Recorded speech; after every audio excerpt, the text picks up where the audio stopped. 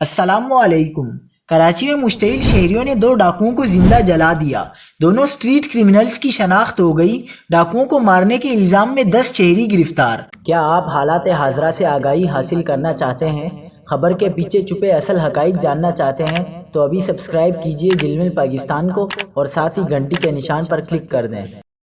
آپ کو بتاتے چلیں کہ کراچی کے علاقے نیو کراچی 11A اجمیر نگری میں 4K چورنگی کے قریب دو ڈاکوؤں نے رکشہ سٹینڈ پر ڈرائیوروں کو لوٹ لیا، جس کے بعد پیٹرول پمپ پر آ کر لوٹ مار کرنے کی کوشش کی تو مشتعل شہریوں نے انہیں پکڑ کر تشدد کا نشانہ بنانے کے بعد زندہ جلا دیا۔